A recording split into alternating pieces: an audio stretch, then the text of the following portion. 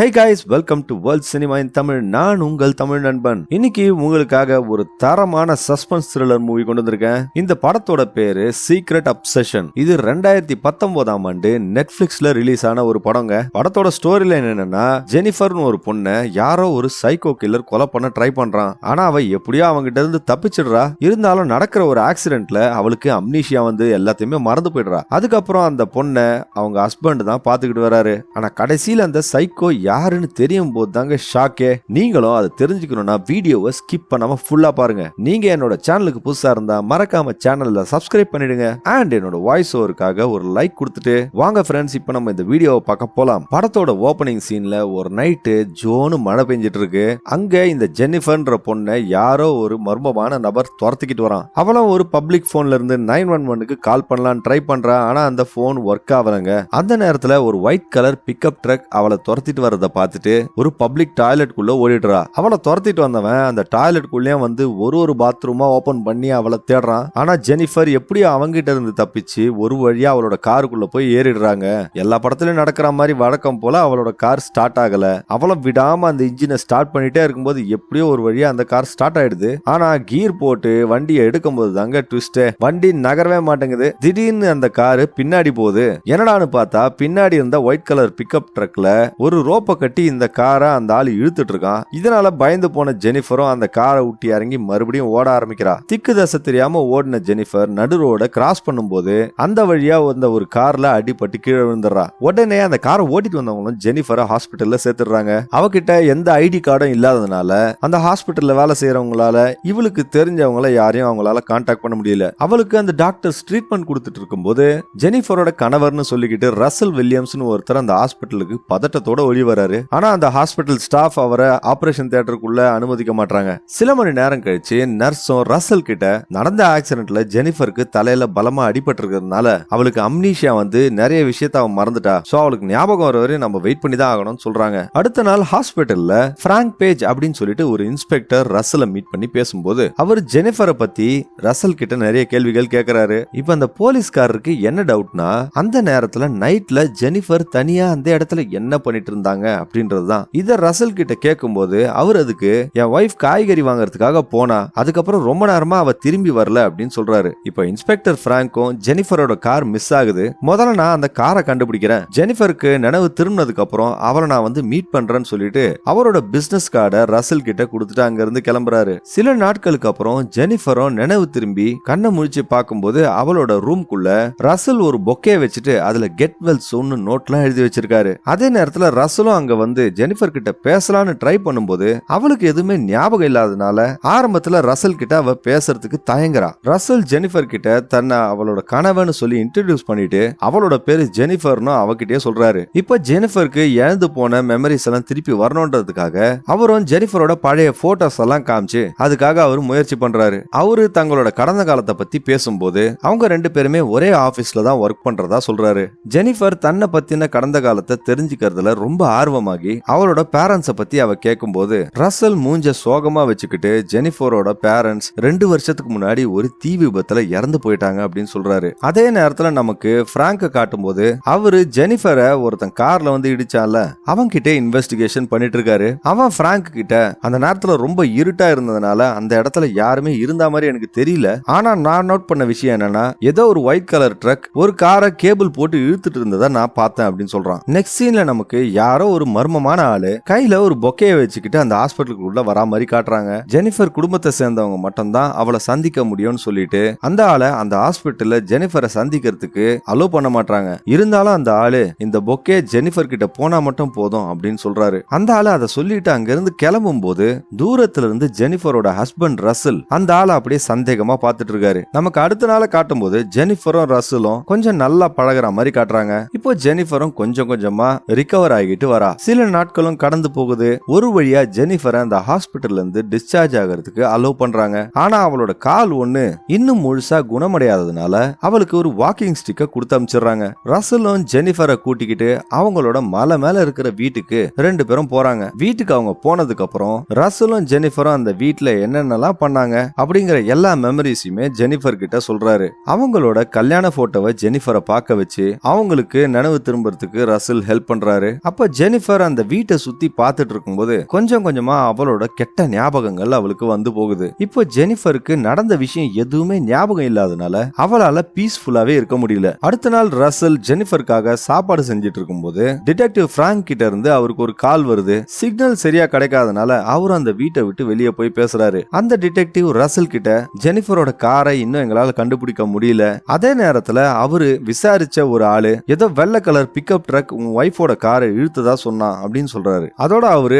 அடுத்த நாள் காலையில 11 மணிக்கு ஜெனிஃபர் என்ன வந்து மீட் பண்ணணும் அப்படின்னு சொல்றாரு. ரசலுக்கு ஜெனிஃபர் இப்பதான் கொஞ்சம் கொஞ்சமா ரிகவரி ஆயிட்டு இருக்கான்றதுனால அந்த மீட்டிங்க்கு மறுக்கிறாரு. ஆனா போலீஸ் கூப்பிட்டா போய் தானே ஆகணும், வேற வழி இல்லாம அதுக்கு ஒத்துக்கிறாரு. அன்னைக்கு நைட்டு ரெண்டு பேரும் டின்னர் சாப்பிடும் போது ஜெனிஃபர் ரசல் கிட்ட யார்கிட்ட போன் பேசிட்டு இருந்தீங்க அப்படின்னு கேட்கும்போது இந்த பாயிண்ட்ல தான் ரசல் மேல சந்தேகத்தை நமக்கு காட்டுறாங்க. அவர் அதுக்கு என்னோட ஆபீஸ் கொலீக் ஒருத்தர் கிட்ட பேசிட்டு இருந்தேன் அப்படின்னு சொல்றாரு. இப்போ ரெண்டு பேருமே ஒரே ஆபீஸ்ல வேலை பண்றதுனால ஜெனிஃபர் ரசல் கிட்ட நான் ஒரு லாங் லீவ் எடுக்கலாமா அப்படின்னு கேக்குறாங்க. அதுக்கு அவங்களோட கணவர் அதுக்கு அவசியமே இருக்காது, ஏன்னா கல்யாணம் ஆனப்பவே நீ வேலையை விட்டுட்ட அப்படின்னு சொல்றாரு. சரி எனக்கு ஃப்ரெண்ட்ஸ் எல்லாம் இருக்காங்களா அப்படின்னு சொல்லிட்டு ஜெனிஃபர் கேட்கும்போது இந்த புது வீட்டுக்கு வந்ததுக்கு அப்புறம் ஃப்ரெண்ட்ஸ் எல்லாம் அவ்வளவா உன்னை வந்து பாக்குறது கிடையாது அப்படின்னு சொல்றாரு. அது மட்டும் இல்லாம அவரு ஜெனிஃபருக்கு புது செல்போன் வாங்கி கொடுக்கறேன்னு சொல்றாரு. ஏன்னா அந்த தொலைஞ்சு போன கார்ல தான் ஜெனிஃபரோட பழைய செல்போன் இருந்திருக்கு. அடுத்த சீன்ல நமக்கு ஜெனிஃபரை ஹாஸ்பிட்டல்ல ஒரு ஆள் வந்து பாக்குறதுக்காக வந்தான்ல, அந்த ஆளு வீட்டுக்கு போற மாதிரி காட்டுறாங்க. அந்த நேரத்துல அங்க வந்த ரசல்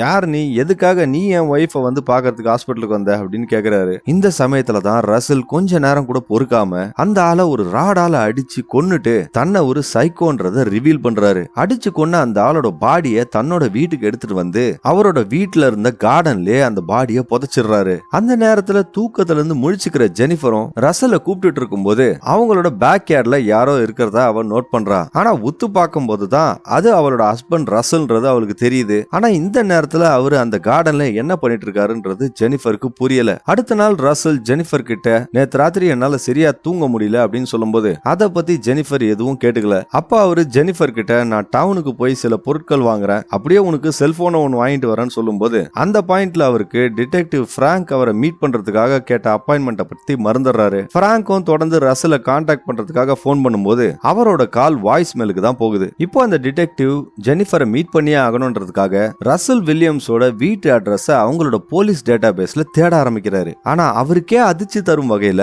அப்படி ஒரு பேர்ல அந்த டவுன்ல யாருமே வாழல. இதனால அவரோட கொலீக் கிட்ட ரசலோட போன் நம்பரை ட்ராக் பண்ண சொல்லிட்டு அவர் ஜெனிஃபருக்கு ட்ரீட்மெண்ட் கொடுத்த ஹாஸ்பிட்டலுக்கு போய் அந்த நர்ஸ் கிட்ட விசாரிக்க ஆரம்பிக்கிறாரு. அப்ப அவரு அந்த நர்ஸ் கிட்ட ரசல் ஏற்கனவே அந்த ஹாஸ்பிட்டல்ல அவங்களோட ஹோம் அட்ரஸ் கொடுத்ததுனால அதை கேட்டு அவர் வாங்கிடுறாரு. அதே நேரத்துல இப்போ ஜெனிஃபரை காட்டும் போது வீட்டுல அவ தனியா அவங்களோட பழைய போட்டோஸ் எல்லாம் பார்த்து சந்தோஷப்பட்டு இருக்கா. அந்த நேரத்துல அவளுக்கு அவளோட கல்யாண நாள்ல வந்த நினைவுகள் கொஞ்சம் கொஞ்சமா வருது. ஆனா அவளோட சந்தோஷம் ரொம்ப நேரம் நிலைக்கலங்க. ஏன்னா அந்த ஆல்பத்துல ஒரு போட்டோவை அவ பார்க்கும்போது ரசலோட தலைமுடியோட கலர் அந்த போட்டோல பின்னாடி இருந்த கண்ணாடியில இருக்கிற ரசலோட தலைமுடி கலர்ல மேட்ச் ஆகல. இதனால அவ சந்தேகம் அதிகமாகி அவளும் அந்த வீட்டுக்கு கீழே போய் ரசலோட லேப்டாப்பை செக் பண்ண ட்ரை பண்றா. ஆனா அந்த லேப்டாப் பாஸ்வேர்டு போட்டு லாக் ஆயிருக்கிறதுனால அவளால அதை ஓபன் பண்ண முடியல. அந்த நேரத்துல திடீர்னு ரசலும் வீட்டுக்கு வந்துடவே ஜெனிஃபர் சும்மா அந்த வீடை எக்ஸ்ப்ளோர் பண்ற மாதிரி நடிக்கிறா. ரசலும் ஜெனிஃபருக்கு வாங்கின புது போனை கொடுக்கும்போது அவளும் அதை ஆன் பண்ணி பாக்குறா. ஆனா அந்த இடத்துல அவங்களுக்கு செல்போன் டவர் இல்லாதனால அவ கொஞ்சம் வருத்தமாயிடுறா. அடுத்த சீன்ல நமக்கு அந்த டிடெக்டிவ காட்டும் போது அவர் அந்த ஹாஸ்பிட்டல்ல இருந்து வாங்கின அட்ரஸ் வச்சு அந்த வீட்டை போய் பாக்குறாரு. ஆனா அந்த ஆளு ஒரு ஃபேக்கான அட்ரஸ் கொடுத்திருக்காரு போல. அங்க ரசல் வில்லியம்ஸ் எந்த பேர்லயும் யாரும் இல்லீங்க. இதனால டிடெக்டிவ்க்கு சந்தேகம் அதிகமாகுது. இப்ப அந்த டிடெக்டிவ் அவரோட கொலீக்கு போன் பண்ணி ஜெனிஃபர் ஹாஸ்பிட்டல்ல அட்மிட் ஆகும்போது அவகிட்ட எந்த ஒரு ஐடி கார்டுமே இல்ல. அப்புறம் எப்படி அந்த ஹாஸ்பிட்டல்ல கரெக்டா ரசலுக்கு போன் பண்ணி சொல்லிருப்பாங்க, ரசலும் அந்த ஹாஸ்பிட்டலுக்கு கரெக்டா வந்திருப்பாரு அப்படின்ற ஒரு சந்தேகத்தை சொல்றாரு. அப்ப அந்த கொலீக் டிடெக்டிவ் பிராங்க் கிட்ட ரசலோட போன் நம்பரையும் எங்களால ட்ரேஸ் பண்ண முடியல அப்படின்னு சொல்றாரு. அன்னைக்கு நைட்டு ஜெனிஃபரும் ரசலும் பெட்ல ஒன்னா இருக்க ட்ரை பண்ணும்போது ஜெனிஃபருக்கு அவளோட மோசமான பழைய ஞாபகங்கள் எல்லாம் வரும்போது அவளால ரசல் கூட ஒன்னா இருக்க முடியல. அவ ரசல் கூட ஒன்னா இருக்கிறதுக்கு மறுக்கிறதுனால ரசலுக்கு பயங்கரமா கோவம் வருது. அந்த ஆளும் கோவத்துல ஜெனிஃபர் கிட்ட கத்திடுறாரு. அதுக்கப்புறம் தான் பண்ண தப்ப உணர்ந்து ஜெனிஃபர் கிட்ட மன்னிப்பும் கேக்குறாரு. மறுபடியும் நமக்கு போலீஸ் ஸ்டேஷனை காட்டும் போது டிடெக்டிவ் பிராங்க் அந்த ஹாஸ்பிட்டலுக்கு போன் பண்ணி அங்க இருந்த சிசிடிவி ஃபுட்டேஜ் எல்லாம் அவர் கேக்குறாரு. அந்த வீடியோஸ்ல ஏதாவது ஒயிட் கலர் ட்ரக் அந்த ஹாஸ்பிட்டல்ல சுத்தி இருந்ததா அப்படின்னு கேட்கும்போது அந்த நர்ஸும் அதை செக் பண்றேன்னு சொல்றாங்க. அதோட டிடெக்டிவ் பிராங்க் ரசல் ஹாஸ்பிட்டலுக்கு வந்தப்ப அவர் தான் ஜெனிஃபரோட கணவர் அப்படின்றதுக்கு ஏதாவது ஆதாரம் இருக்கா அப்படின்னு கேக்குறாரு. அதுக்கு அந்த நர்ஸ் ரெக்கார்ட் எல்லாம் செக் பண்ணிட்டு அவர் ஹாஸ்பிட்டலுக்கு வந்தப்ப அவரும் ஜெனிஃபரும் சேர்ந்து எடுத்துக்கிட்ட போட்டோஸ் எல்லாம் கொஞ்சம் காமிச்சிருக்காரு. அதுவும் இல்லாம ஜெனிஃபரோட முதுகுல ஒரு டாட்டூ போட்டிருக்கிறதையும் அவரு ஐடென்டிஃபை பண்ணதுனாலதான் நாங்க அவரை அலோவ் பண்ணோம் அப்படின்னு சொல்றாங்க. இதை கன்ஃபார்ம் பண்றதுக்காக டிடெக்டிவும் ஜெனிஃபரோட போட்டோஸ் எல்லாம் செக் பண்ணும்போது உண்மையிலேயே ஜெனிஃபரோட முதுகுல ஒரு டாட்டூ இருக்கிறத பாக்குறாரு. கொஞ்ச நேரத்திலே அவருக்கு ஹாஸ்பிட்டல் செக்யூரிட்டி கிட்ட இருந்து ஒரு இமெயில் வருது. அதுல அந்த சிசிடிவி ஃபுட்டேஜ் அவங்க அனுப்பிச்சிருக்காங்க. அந்த வீடியோவை பார்க்கும்போது தாங்க அவரு அதிர்ச்சி ஆகுறாரு. என்னன்னா அந்த ஒயிட் கலர் பிக்கப் ட்ரக்கை ஓட்டிட்டு வந்தது வேற யாரும் இல்லைங்க, ஜெனிஃபரோட ஹஸ்பண்ட் ரசல் தான். இப்பதான் அவருக்கு ரசல் மேல சந்தேகம் அதிகமாகுது. அடுத்த நாள் காலையில டிடெக்டிவும் அங்க இருந்த ஒரு டாட்டூ ஷாப்புக்கு போய் அந்த டாட்டூவை காமிச்சு அதுக்கான அர்த்தம் என்னன்னு கேட்கும்போது அந்த டாட்டூ கடைக்காரனும் அந்த டிசைனுக்கு ஆலன் அப்படின்ற ஒரு மீனிங் இருக்கு அப்படின்னு சொல்றான். இப்போ அவரு தன்னோட டேட்டா பேஸ்ல ஜெனிஃபரோட லாஸ்ட் நேம் ஆலன் போட்டு சர்ச் பண்ணும்போது தான் ஜெனிஃபர் தன்னோட பேரண்ட்ஸோட சான் ஹோசே அப்படின்ற ஒரு இடத்துல வசிச்சுட்டு இருந்தாங்க அப்படின்னு அவருக்கு தெரிய வருது. இதனால அவரும் உடனடியா அந்த அட்ரஸ்க்கு போய்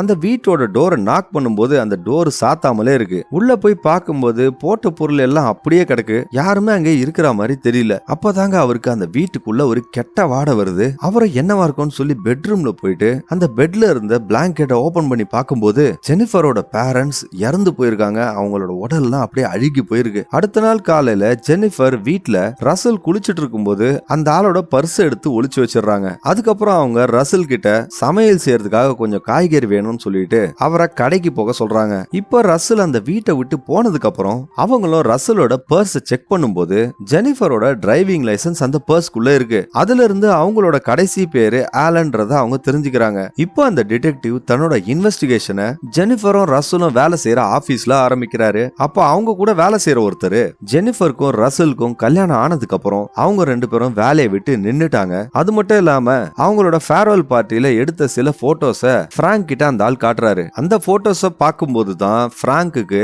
ஜெனிஃபரை வந்து பார்க்க வந்தது அவரோட ஹஸ்பண்ட் ரசலே இல்ல அப்படின்ற விஷயம் கன்ஃபார்ம் ஆகுது. அந்த போட்டோல ஜெனிஃபரோட ஒரிஜினல் ஹஸ்பண்ட் ரசல் இருக்காரு. அதே போட்டோல தான் அந்த ஆபீஸ்லயே ஒர்க் பண்ற ரயன் காடி அப்படின்ற ஒருத்தர் தான் இப்போ ரசலா நடிச்சிட்டு இருக்காரு அப்படின்றத பிராங்க் தெரிஞ்சுக்கிறாரு. அதே நேரத்துல அந்த டிடெக்டிவ் நடக்கிற விஷயம் எதையுமே சொல்லாம ரயனோட அட்ரஸ் மட்டும் அந்த ஆள் கிட்ட கேக்குறாரு. இப்போ வீட்டுக்குள்ள ஜெனிஃபர் ரசல் வரதுக்குள்ள அந்த லேப்டாப் ஓபன் பண்ணலாம் சொல்லிட்டு அவங்களோட லாஸ்ட் நேமான ஆலனை போட்டு பாக்குறாங்க. அதிர்ஷ்டவசமா அந்த லேப்டாப்பும் ஓபன் ஆயிடுது. அந்த லேப்டாப்ல இருந்த போட்டோஸ பார்க்கும்போது தான் ஜெனிஃபருக்கு ஒரு ஷாக்கிங்கான விஷயம் தெரியுது. அந்த ஆளு உண்மையான ரசல் வில்லியம்ஸை எடிட் பண்ணி தன்னோட இமேஜை போட்டோஷாப் பண்ணிருக்கான். அப்போ ஜெனிஃபர் தன்னோட ஒரிஜினல் கல்யாண போட்டோவை பார்க்கும்போது தான் அவளுக்கு ரசலோட முகமே ஞாபகத்துக்கு வருது. இப்பதான் அவளை கொல்ல வந்தவன் வேற யாரும் இல்ல, ரசலா நடிச்சிட்டு இருக்க ரயன் தான் அப்படின்றது அவளுக்கு ஞாபகம் வந்தது. துரதிர்ஷ்டவசமா ஜெனிஃபர் அந்த லேப்டாப்ல இருந்து இன்டர்நெட்ல யாரையாவது கான்டாக்ட் பண்ணலாம்னு நினைக்கும் போது அந்த வீட்டோட இன்டர்நெட் கனெக்ஷன் எல்லாம் கட் ஆயிருக்கு. காரை எடுத்து போயிட்டு இருக்க ரயன் அவனோட பர்ஸ் அவங்க கிட்ட இல்லன்றத உணர்ந்த உடனே மறுபடியும் காரை திருப்பிக்கிட்டு தன்னோட வீட்டுக்கே வரான். அதே நேரத்துல ஜெனிஃபரும் அந்த வீட்டுக்கு வெளியே வந்து தன்னோட செல்போன்ல ஏதாவது சிக்னல் கிடைக்குமான்னு ட்ரை பண்ணிட்டு இருக்கும் போதுதான் அந்த செல்போனுக்குள்ள இருந்த சிம் கார்டு ஸ்லாட்டை ரயன் இன்டென்ஷனலா டேமேஜ் பண்ணி வச்சிருக்கான் அப்படின்றத அவங்க தெரிஞ்சுக்கிறாங்க. அவங்களும் தொடர்ந்து ஓடிட்டு இருக்கும் போது அங்க இருந்த கார்டன்ல அவங்க தடுக்கி விழுறாங்க. அந்த இடத்துல தாங்க ரயன் ஒரு ஆளோட பாடிய புதைச்சு வச்சிருக்கான். இப்போ அதே நேரத்துல அங்க வந்த ரயன் ஒரு கல்லை எடுத்து ஜெனிஃபரை அடிச்சு மயக்கமாக்கிறான். இப்போ அவங்களோட பெட்ரூமுக்கு கூட்டிட்டு வந்த ரயன் கிட்ட ஜெனிஃபர் என்னோட ஹஸ்பண்ட் ரசல் நீ என்ன பண்ண அப்படின்னு கேட்கும்போது அவன் அதுக்கு எந்த ஒரு பதிலும் சொல்லாம ஜெனிஃபரோட காலை ஒரு செயின் போட்டு அந்த பெட்ல கட்டிட்டு அங்க இருந்து வெளியே போயிடுறான். கொஞ்ச நேரம் கழிச்சு ஜெனிஃபரும் தூக்கத்துல இருந்து எழுந்து பார்க்கும்போது அவ கால் கட்டப்பட்டிருக்கு. அவளும் அவளோட காலை அந்த கட்டுல இருந்து எடுக்கிறதுக்கு எவ்வளவு ட்ரை பண்றா. ஒரு வழியா எப்படியா அவ அந்த காலை கட்டுல இருந்து எடுத்துட்டு அந்த ரூம் விட்டு வெளியே தப்பிச்சு போக பாக்குறா. அந்த வீட்டோட கராஜுக்கு போன ஜெனிஃபருக்கு அங்க இருந்து ஒரு பயங்கரமான கெட்ட வாடை வருது. அப்பதான் அவ அந்த கராஜ்ல அவளோட கார் ஒளிச்சு வச்சிருக்கிறத பாக்குறா. அவளும் அந்த காருக்குள்ள அவளோட பர்ஸ்ல தேடும் போது அவளுக்கு அவளோட செல்போன் கிடைச்சிடுது. அதே நேரத்துல ரயன் அந்த சூப்பர் மார்க்கெட்ல இருந்து ரிட்டர்ன் வரான். இதனால ஜெனிஃபர் அந்த காருக்குள்ளேயே ஒளிஞ்சுக்கிறா. ரயன் அந்த காரோட ட்ரங்கை ஓபன் பண்ணும்போது அதுக்குள்ளதாங்க அந்த உண்மையான ரசலோட இறந்து போன பாடி இருக்கு. இதனாலதான் அந்த கராஜுக்குள்ள ஒரு பேட் ஸ்மெல் வருது. இப்போ ரயன் அங்க இருந்து போனதுக்கு அப்புறம் எப்படியோ அடிச்சு புடிச்சு ஜெனிஃபரும் அந்த பெட்ரூமுக்கு மறுபடியும் வந்து அவ காலை கட்டுறதுக்கு அவளுக்கு டைம் இல்லாதனால ஒரு பெட்ஷீட் எடுத்து அந்த காலை மறைச்சிடுறா. ரயனை இப்போ ஜெனிஃபர் கிட்ட பேசிக்கிட்டு இருக்கும்போது அவ கால் மேல இருந்த பிளாங்கெட்டை பார்த்து அவன் சந்தேகமாயிட்டு அதை ஓபன் பண்ணலாம் ட்ரை பண்ணும்போது திடீர்னு யாரும் அந்த வீட்டோட காலிங் பெல்ல அடிக்கிறாங்க. யாருடான்னு பார்க்கும்போது அந்த டிடெக்டிவ் பிராங்க் தான் அவங்கள மீட் பண்றதுக்காக வந்திருக்காரு. வேற வழி இல்லாதனால ரயனும் பிராங்க வீட்டுக்குள்ள வீட்டுக்குள்ள அலோ பண்றான். இப்ப அந்த வீட்டுக்குள்ள வர டிடெக்டிவும் அங்க இருந்த ஒரு போர்டுல வில்லியம்ஸ் அவங்க ஃபேமிலி நேம் எழுதிருக்கத பார்த்துட்டு அதை கிழிச்சு பாக்குறாரு. அதுல வேற ஒரு ஃபேமிலி நேம் இருக்குங்க. அது மட்டும் இல்லாம அங்க ஷீட் போட்டு மூடப்பட்டிருந்த ஒரு காரை அவர் ஓபன் பண்ணி பார்க்கும்போது அதே ஒயிட் கலர் ட்ரக் அங்க இருக்கு. இப்போ அந்த டிடெக்டிவ் வந்திருக்காருன்னு தெரிஞ்சுக்கிட்ட ஜெனிஃபரும் அவரை பின்பக்கமா வர சொல்லி ஹெல்ப் கேட்கும்போது அவரும் அவளுக்கு ஹெல்ப் பண்ணலாம்னு சொல்லி ட்ரை பண்ணும்போது பின்னாடி இருந்து வந்த ரயன் அந்த டிடெக்டிவ அடிச்சு மயக்கமாய்க்கிறான். இப்போ அந்த ரயன் ஜெனிஃபரை தூக்கிட்டு போய் அந்த ரூம்ல அடைச்சிட்டு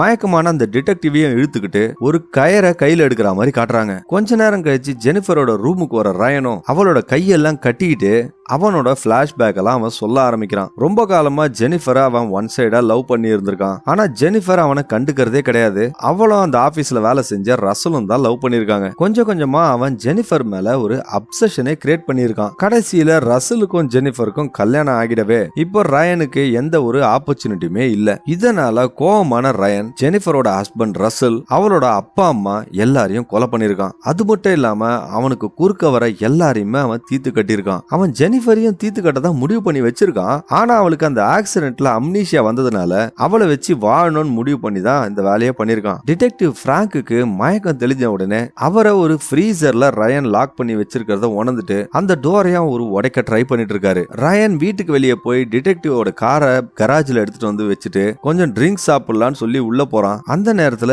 ஜெனிஃபர் அங்க கீழே கடந்த ஒரு லைட்டர் எடுத்து எப்படியோ அவ கையில கட்டி போட்டிருந்த கயத்தை அந்த லைட்டர்ல வந்து நெருப்ப வச்சு கட் பண்ணிடுறா. இப்ப அந்த ரூமுக்குள்ள வந்து பாக்குற ரயன் ஜெனிஃபர் அங்க இருந்து தப்பிச்சிட்டா அப்படின்றத பார்த்து ஷாக் ஆயிடுறான். அவன் யோசிச்சுக்கிட்டே இருக்கும்போது பின்னாடி இருந்து வந்த ஜெனிஃபர் ஒரு ஃப்ளவர் வேஸை வச்சு அவன் தலையிலேயே அடிச்சு அவனை மயக்கமாய்க்கிறா. இப்போ ஜெனிஃபரும் அந்த வீட்டை விட்டு தப்பிக்கிறதுக்கு அந்த படிக்கட்டு இறங்கிட்டு இருக்கும்போது ஸ்லிப் ஆகி அந்த படிக்கட்டுல இருந்து உருண்டு வந்து விழுறா. என்னதான் ஆனாலும் சரி உயிர் தப்பிச்சே ஆகணும் அப்படின்ற ஒரு இன்டென்ஷன்ல எப்படியோ ஜெனிஃபர் அங்க இருந்து தப்பிக்க ஆரம்பிக்கிறா. ரயனும் மயக்கத்துல இருந்து தெளிஞ்சு அந்த ரூமோட டோரை உடைச்சு ஜெனிஃபரை பின்னாடியே துரத்துக்கிட்டு போறான். அதே சமயத்துல அந்த டிடெக்டிவும் எப்படியோ அந்த ஃப்ரீசரோட டோரை உடைச்சு வெளியே வந்துடுறாரு. தப்பிச்சு போன ஜெனிஃபர் அந்த காட்டுக்குள்ள செல்போன் சிக்னலுக்காக தேடிக்கிட்டே ஓடிட்டு இருக்கும்போது ரயனும் பின்னாடியே ஜெனிஃபரை ஃபாலோ பண்ணி போயிட்டு இருக்கான். அவன் ரயனை ஒரு கட்டையால அடிக்க ட்ரை பண்ணும்போது அவன் எப்படியோ அதை தடுத்து ஜெனிஃபரை ஒரு பள்ளத்துல தள்ளி விடுறான். அவனும் முன்னாடி அந்த படிக்கட்டுல இருந்து உருண்டு போன மாதிரியே அந்த பள்ளத்துல உருண்டு போய் விழுறா.